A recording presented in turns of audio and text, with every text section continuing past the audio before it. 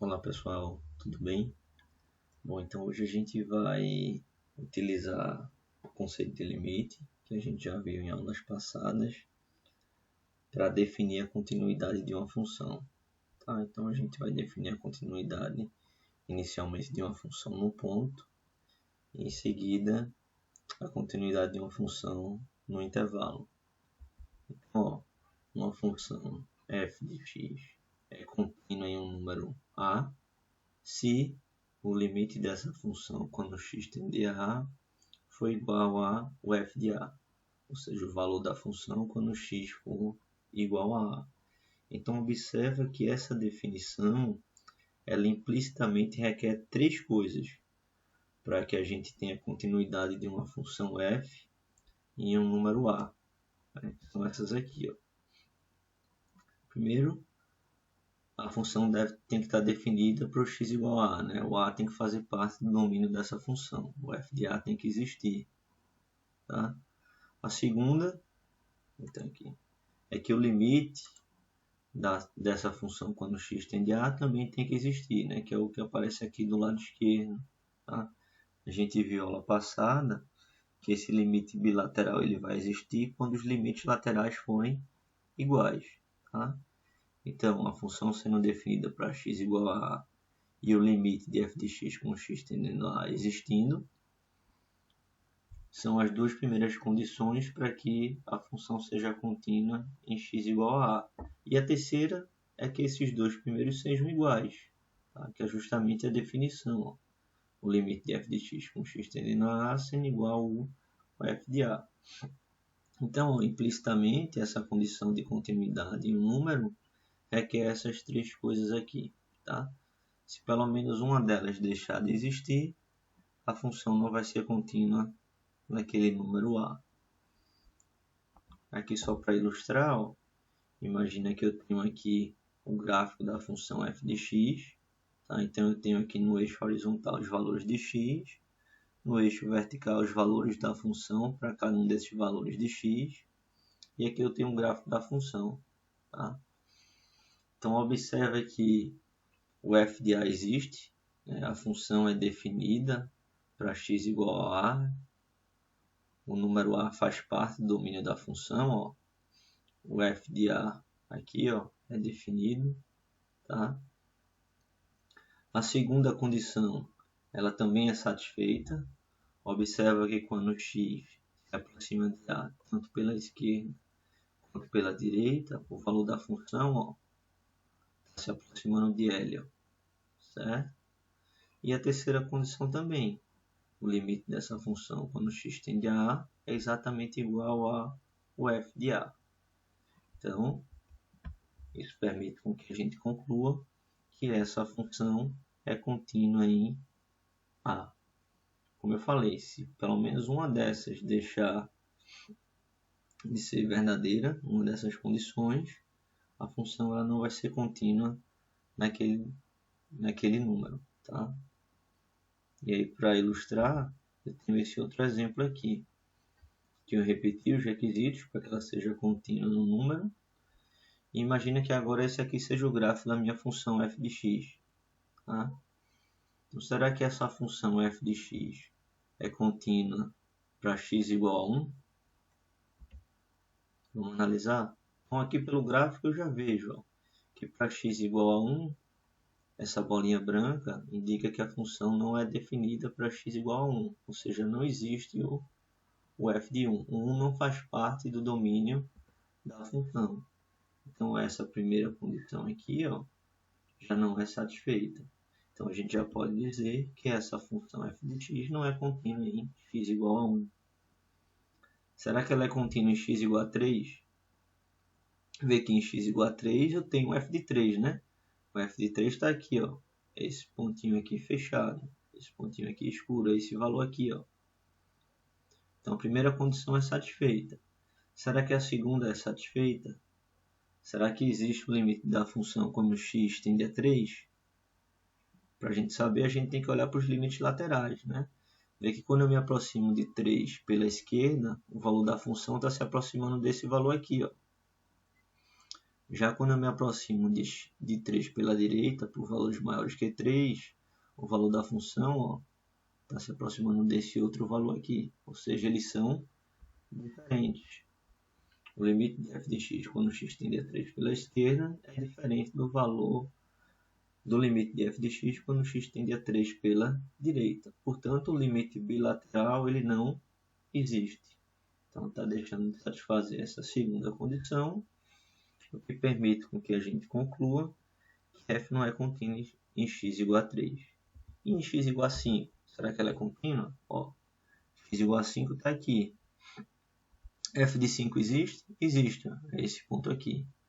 O valor da função quando x for igual a 5. Segunda condição. O limite existe quando eu me aproximo de 5 pela esquerda ou 5 pela direita. O valor da função está se aproximando desse aqui. Mas aí a gente observa que a terceira condição não é satisfeita, né? O f de 5 é aqui. E o limite de f de x quando x se aproxima de 5 é esse valor aqui. São diferentes. Então, f não é contínua em x igual a 5. Tá? Como eu falei, se ela deixar de ser uma dessas condições deixarem de ser satisfeitas, a gente já diz que a função não é contínua naquele ponto, ou seja, ela é descontínua. Tá? Então, essa é a definição para que a função seja contínua num ponto. Quando é que ela vai ser contínua no intervalo? Aí eu coloquei aqui essa primeira observação. Tá? Uma função f de x é contínua em um intervalo se ela for contínua em todos os números daquele intervalo. Certo? Então, dado o intervalo, a função vai ser contínua naquele intervalo se para todos os números daquele intervalo ela for contínua naqueles números. Tá?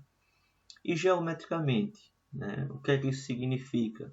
Uma função ser contínua em um intervalo. E aqui eu coloquei a sua segunda observação. Geometricamente, uma função contínua em um intervalo é uma função cujo gráfico não se quebra, ou seja, a gente não tem saltos. Ou seja, o gráfico, a gente pode desenhar o gráfico da função sem remover a caneta do papel. Então, o exemplo que eu tenho no slide anterior, a gente pensar aqui no intervalo, digamos, de 0 a 6, a gente observa que essa função não é contínua nesse intervalo. Por quê? Porque eu não consigo desenhar o gráfico dessa função sem tirar o lápis ou a caneta do papel. Se eu vim aqui, vou desenhando, chegou aqui, opa, eu tenho que tirar e continuar aqui. Aí venho até aqui. Daqui, eu tenho que tirar a caneta do papel, colocar aqui e começar a desenhar o gráfico, tá? Então, geometricamente, a gente dizer que uma função é contínua em um intervalo significa simplesmente que a gente consegue desenhar o gráfico da função naquele intervalo sem tirar a caneta do papel. Tá? Aqui entre 2 e 3. Entre 2 e 3, essa função é contínua nesse intervalo. Tá? Eu consigo desenhar o gráfico dela nesse intervalo sem tirar a caneta do papel. Certo? Uma terceira observação que eu coloquei aqui, e aí é uma observação importante, tá? Porque na verdade é uma propriedade de uma função contínua, e além disso, vocês vão ver ao longo do curso, tá? Que a maioria dos teoremas, né, na teoria econômica exige, né, vai ter lá uma hipótese que a função seja contínua. E isso é muito por conta dessa propriedade que eu coloquei aqui nessa observação 3, tá? Que diz o seguinte: uma função contínua f de x tem a propriedade de que uma pequena mudança em x produz somente uma pequena alteração em f de x. Tá? Então, se a gente estiver trabalhando com uma função contínua, a gente vai ter a garantia de que uma pequena variação na variável independente vai provocar pequenas alterações na variável dependente. Tá? Por exemplo, nesse gráfico aqui, a gente já observou aqui, por exemplo, que em x igual a 3 eu tenho esse salto, né? Eu tenho essa ruptura. Isso significa que tem pontos no eixo x de cada lado do 3, menores que o 3, e maior que o 3, que estão próximos entre si, mas cujos valores da função para esses valores de x não estão próximos entre si. Né? Aqui, por exemplo, 2,999. O valor da função é aqui, ó, aqui embaixo.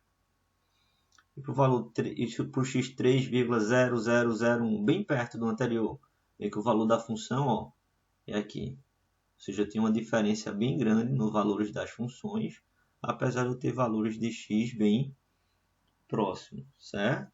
Então, quando a gente cruza, o valor de x cruza o 3, o valor da função muda muito, tá?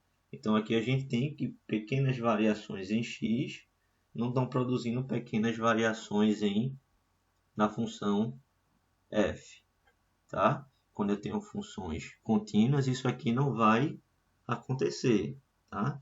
Então, na maioria das aplicações econômicas, tá? A gente exige, né, que a gente não tenha esses saltos, tá? Ou seja, que a função seja contínua, o que vai significar dizer que pequenas variações em x vão produzir também pequenas variações no valor da função, tá? Por exemplo, imagina que eu estivesse aqui trabalhando com a função de produção, f de x. Tá? X é um insumo. Então, dependendo da quantidade de insumo, eu consigo uma determinada quantidade produzida. Tá? Então, é razoável a gente supor o quê? Que uma pequena variação na quantidade de insumo de x vai provocar o quê? Uma pequena variação na correspondente quantidade produzida. Tá? Não faria muito sentido a gente pensar ao contrário, né? Que eu aumento o meu insumo de 2,9999 para 3,0001 e minha produção dá um salto, certo?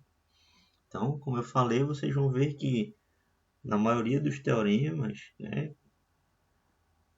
que vocês vão ver ao longo do curso, vai ter lá sempre a hipótese, considere a função contínua. E uma das razões para isso é justamente por conta dessa propriedade, que ela sendo contínua, pequenas alterações na variável independente vão provocar pequenas alterações no valor da função. Tá? Vamos ver agora alguns exemplos numéricos. Eu vou colocar aqui para vocês 3 funções e a gente vai identificar onde cada uma dessas funções ela é descontínua. Então, a primeira função é essa daqui, f de x igual a 1 sobre x menos 2. A gente já consegue ver claramente que essa função não é definida para x igual a 2. Né? O 2 não faz parte do domínio dessa função. Então, aquela primeira condição lá para que a função seja contínua em um número já não está sendo satisfeita quando a gente analisa ela para x igual a 2. Né? O 2 não pertence ao domínio da função, então f de 2 não é definida, primeira condição não é satisfeita, então a gente já pode dizer que essa função ela é descontínua em x igual a 2. Tá? Segundo exemplo, tem uma função aqui definida por partes, vai ser igual a 1 sobre x para x diferente de 0, e vai ser igual a 2 para x igual a 0. Então, será que essa função é contínua em x igual a 0? Primeiro, f de 0 existe? Existe. Quando x for 0, o valor da função é 2. Então, 0 faz parte do domínio dessa função. F de 0 existe. Primeira condição satisfeita. O limite dessa função, quando x tende a 0, será que ele existe? Vamos olhar os limites laterais. Tá? Ele só vai existir o bilateral se os laterais forem iguais. Limite de f de x quando x tende a 0 pela esquerda. Então, x tendendo a 0, x nunca vai ser 0, x vai ser diferente de 0. Então, f de x é 1 sobre x. Então, limite de 1 sobre x, com x tendendo a 0 pela esquerda. E aí vai cair no que a gente viu também na aula passada. Né? Observa que o numerador é uma constante positiva e o denominador está tendendo a 0 por valores negativos. Então, uma constante dividida por um valor bem pequeno vai dar um número bem grande, tá? Sendo que o denominador ele é negativo. Então, a divisão de um positivo por um negativo vai dar um número negativo. Então, o limite de 1 sobre x com x tendendo a 0 pela esquerda vai ser menos infinito. Já pela direita, eu tenho no numerador uma constante, um denominador tendendo a zero por valores positivos. Então, dividido por um número bem pequeno, vai dar um número bem grande. Como eu tenho dois números positivos, numerador e denominador, então o limite de função de x com x tendendo a zero pela direita vai ser infinito. Opa, diferente. Isso significa dizer que o limite bilateral não existe. Se o limite bilateral não existe, a segunda condição não é satisfeita. E aí eu já posso dizer que a função ela é descontínua em x igual a zero. Terceira função, também definida por partes.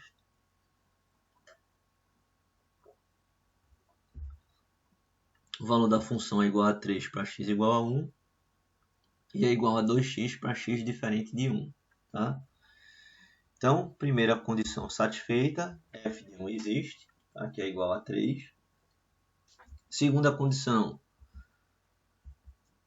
o limite dessa função quando x tende a 1, será que ele existe? Ó, x tendendo a 1, x nunca vai ser 1, vai ser diferente de 1. Então, para x diferente de 1, a função é 2x. Então, o limite de 2x quando x tende a 1 vai ser igual a 2. Segunda condição também satisfeita. Mas ó, a gente já observa que a terceira não vai ser satisfeita. Né? A terceira é o quê? É que essas duas primeiras sejam iguais. Né? O limite de f de x quando x tende a 1 teria que ser igual ao f de 1. E aqui a gente está vendo que eles são diferentes. Né? Tem 3 e 2. Ou seja, a função é descontínua em x igual a 1. Tá? Bom, a gente viu também na revisão sobre funções que a gente podia obter novas funções através da combinação de outras funções. Tá?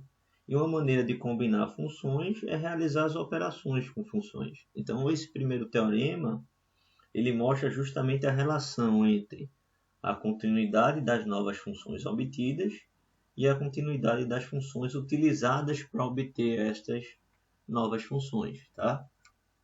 Ele diz o seguinte, que se f e g forem contínuas em A, todas essas funções aqui ó, também vão ser contínuas em A.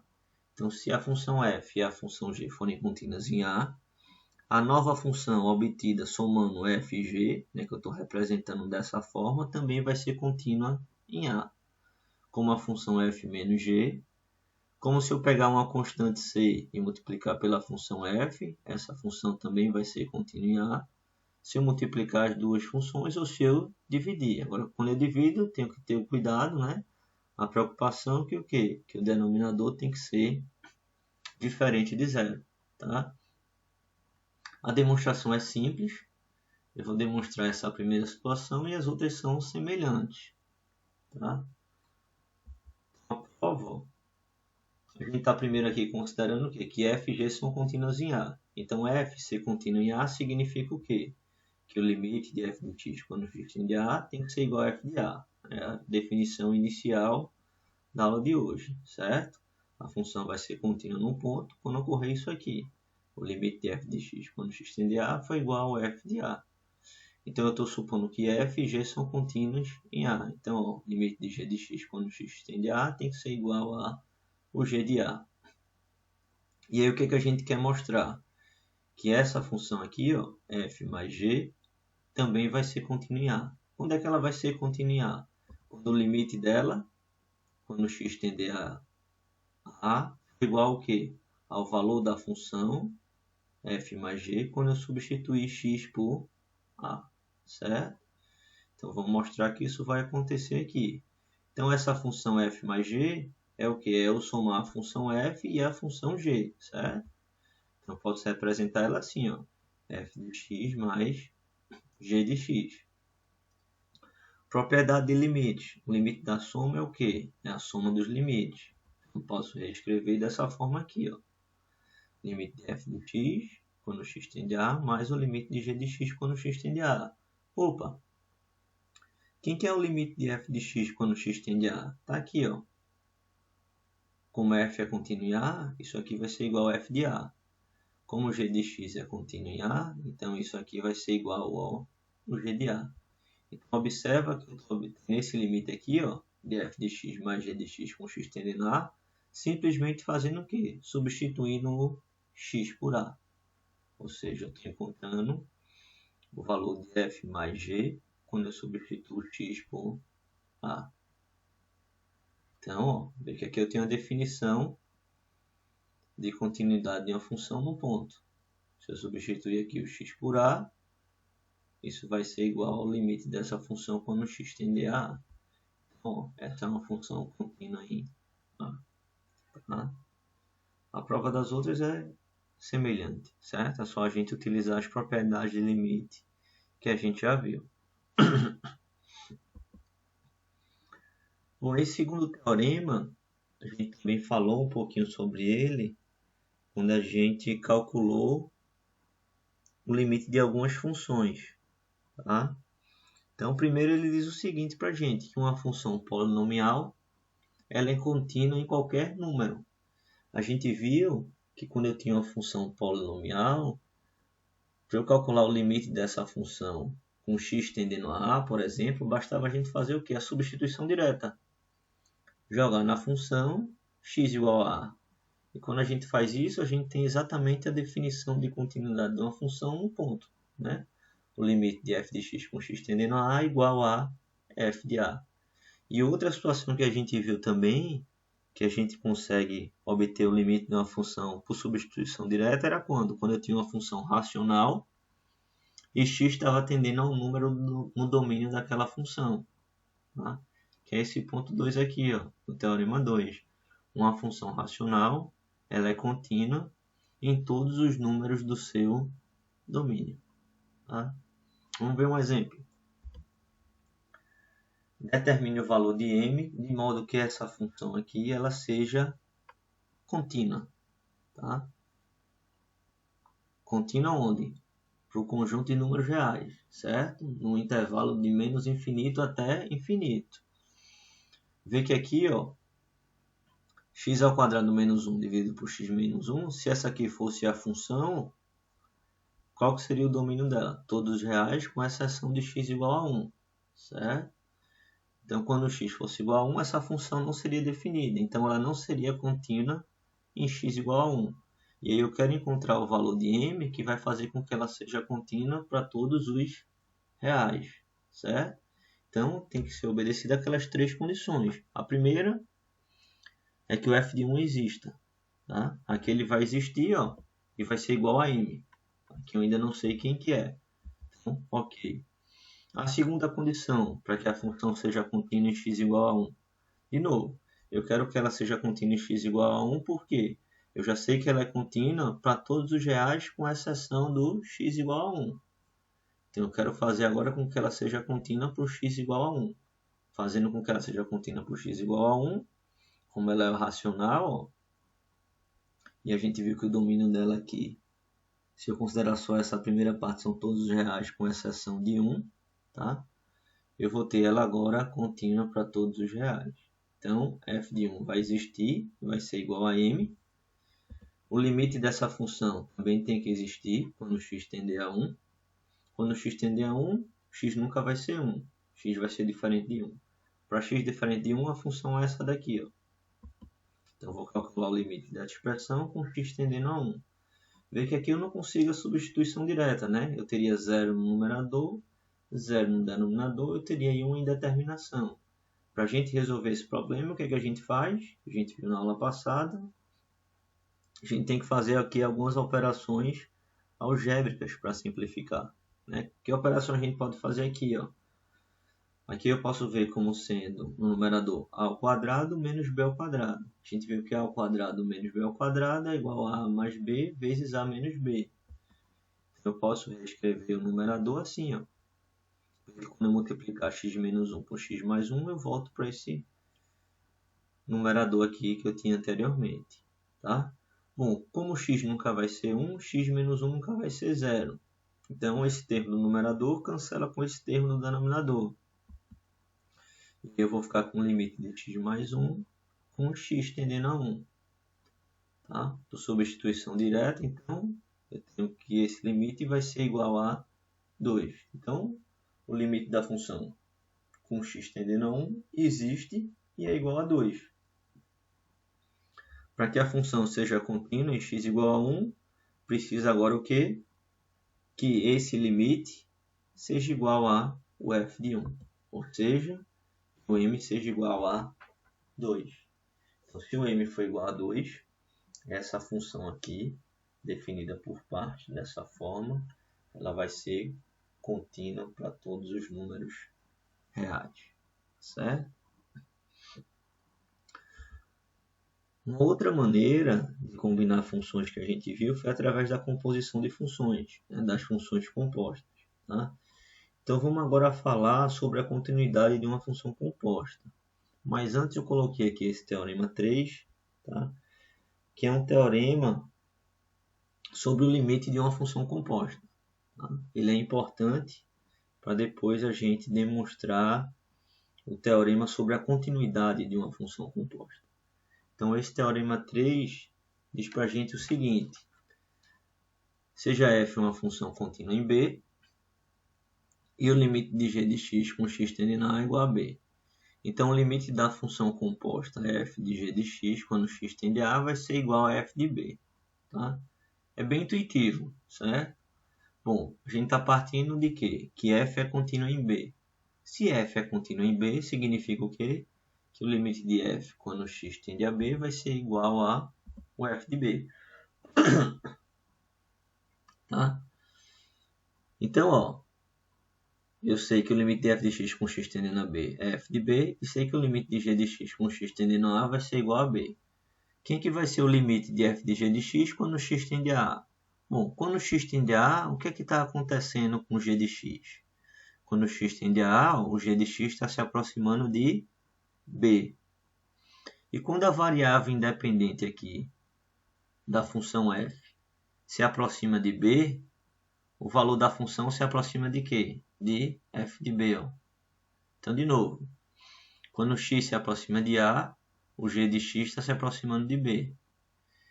E quando a variável independente da função f se aproxima de B, ó, quando x aqui tende a B, o valor da função f se aproxima de quem? De f de B. Então, o limite de f de g de x, né, da função composta, f bola g, quando x tende a vai ser igual a o f de b. Tá? Bom, e o teorema 4, então, a gente vai utilizar o teorema 3 para demonstrar esse teorema 4, que é sobre a continuidade de uma função composta. Ele diz para a gente que se g for contínuo em A e f for uma função contínua em g de A, então a função composta f de g de x também vai ser contínua em A. Também é bem intuitivo. G contínuo em A significa o quê? Pela definição de continuidade no ponto, que o limite de g de x quando x tende a vai ser igual a g de A. Pelo teorema 3, ó, aqui eu tenho o limite de g de x com x tendendo a igual a b. G de A é um número. Pensa nesse g de A sendo b. Então, eu tenho que o limite de g de x quando x tende a A é g de A, que é esse b. E aí, quem que vai ser o limite de f de g de x? Ó? Quando x tende a A? O f de b. Sendo que o b é o meu g de A. Então, o limite de f de g de x quando x tende a A é o f de g de A. É só pensar nesse g de A como sendo b, ó, e voltar para o teorema 3. Aí eu tenho aqui, ó, o limite de f de g de x quando x tende a A vai ser o f, quem que é o b? De g de A. Tá? Então, observa que limite de f de g de x com x tendendo a A, o que é que eu estou fazendo? Eu estou substituição direta, jogando x igual a A. Essa aqui é a definição de continuidade no ponto. Então, f de g de x, ela é contínua em x igual a A. Tá? Bom, esses teoremas sobre continuidade de funções que são combinações de outras funções, eles permitem a gente identificar a continuidade dessas novas funções que geralmente são mais complexas, analisando o quê? A continuidade das funções utilizadas para formar essas novas funções. Que aí sim, essas normalmente são mais simples. Tá? Então, por isso, né? Essa que é aí uma das importâncias desses teoremas, tá certo? E o último teorema, que é o chamado teorema do valor médio, ele diz para a gente o seguinte: se a função f for contínua no intervalo fechado AB, e se f de A for diferente de f de B, então para todo número k entre FA e FB, vai existir um número C entre A e B, ou seja, dentro do intervalo AB, tal que o f de C vai ser igual a esse número k. Tá? A demonstração formal desse teorema é um pouco mais complicada, tá? Mas vamos discutir ele em termos geométricos, tá? Que aí é mais fácil a gente entender. Então, vamos considerar aqui que eu tenho essa função f de x, aqui é o gráfico dela, tá? Eu tenho esse intervalo de valores de x entre A e B, ó, é um intervalo fechado. Quando x for A, eu tenho aqui o f de A, quando x for B, eu tenho aqui o f de B. Então, observa que essa função ela é contínua no intervalo fechado. Graficamente, eu observo isso como? Vê que eu consigo desenhar o gráfico dessa função entre A e B, ó, sem tirar a caneta do papel, tá? Então, eu tenho uma função contínua no intervalo fechado AB, com f de A diferente de f de B.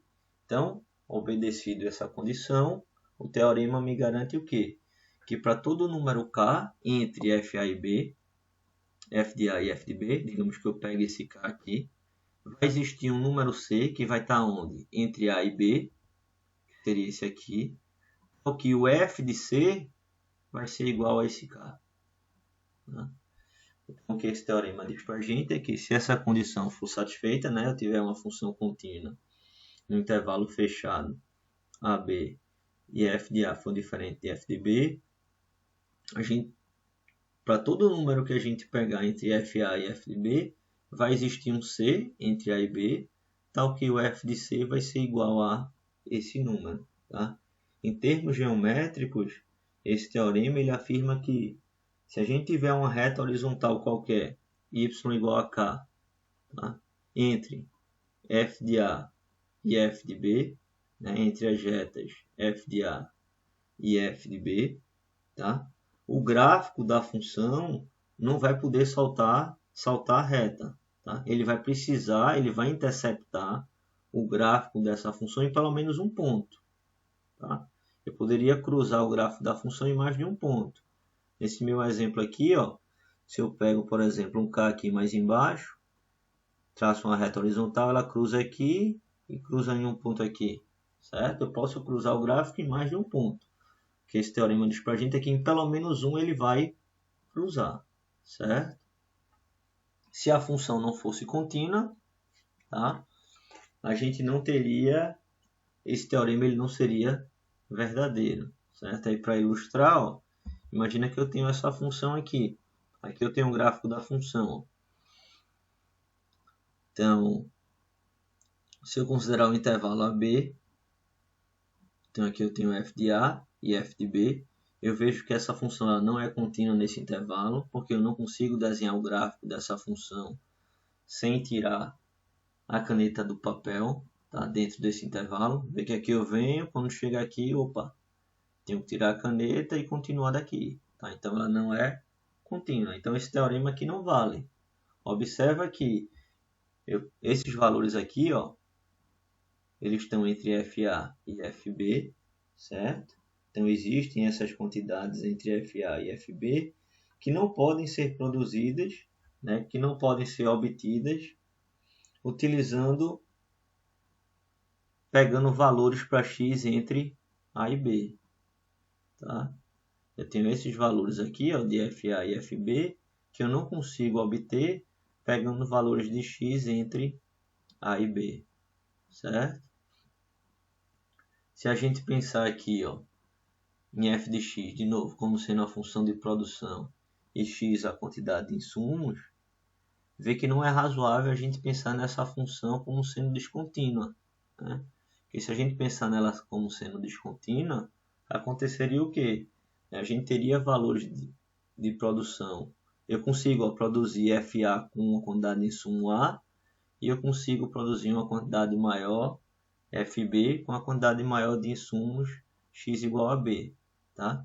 Mas eu teria aqui uma quantidade de produção entre FA e FB que eu não consigo produzir utilizando uma quantidade de insumo entre A e B, né? Porque isso aí não faz muito sentido, tá? Então, novamente, muitas das funções que vocês vão ver ao longo do curso vai ter lá sempre a hipótese de considerar aquela função como uma função contínua, tá? E aí eu estou mostrando aqui para vocês algumas razões, né, de a gente considerar, de ser necessário a gente considerar a função contínua, né? Parece ser mais razoável em várias dessas situações, como eu coloquei para vocês, tá certo? Bom, então foi isso que eu preparei para a aula de hoje, pessoal. Qualquer dúvida que vocês tiverem, vocês, por favor, mandem um e-mail para mim, tá? Entrem em contato e até a próxima.